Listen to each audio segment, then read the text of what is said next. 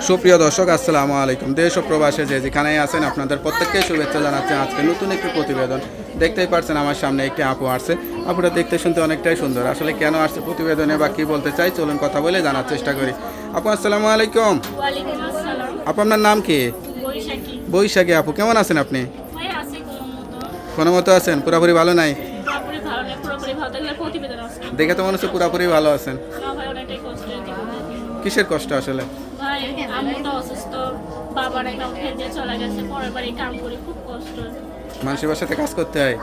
এই যে বিবাহ উপযুক্ত মেয়ে, বিয়ে শাদী তো হয় নাই, তো মানুষের বাড়ি কাজ করলে তো অনেক রকমের সমস্যা হয়। তো অনেকে অনেক কথা বলে, খারাপ মাইন্ডে মানে কথা বলে, তারপরে কি করার ফেলে কাজ করতেছে, করতেই লাগবে। জীবনে ভাবছিলেন যে মানুষের বাড়ি কাজ করে খাইতে হবে? কখনো ভাবি নাই, বাবার জন্যই হয়তো হয়েছে, কারণ বাবা বিয়ে করছে, আরেকটা বিয়ে করে চলে গেছে, আমাকে ডিভোর্স দিয়ে।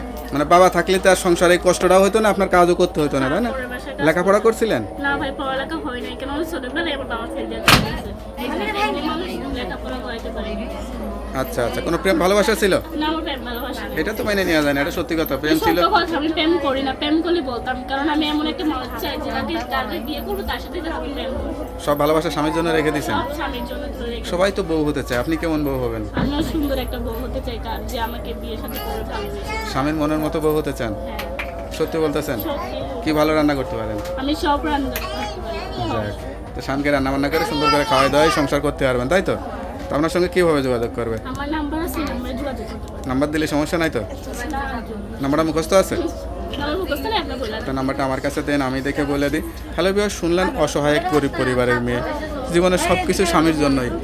সে একটা মনের মতো মানুষ চায়। কেউ যদি যোগাযোগ করে বিয়ে শাদী করতে চান, এই নাম্বারে যোগাযোগ করবেন। আপনার নাম্বারটি হচ্ছে 01322142148 নাম্বারটা খোলা থাকে তো? হ্যাঁ, এই নাম্বারটা খোলা থাকে। তো ওকে আপু, ভালো থাকেন, আর নাম্বারটা খোলা রাখবেন, নামাজ কালাম পড়ে আল্লাহর কাছে চাইবেন।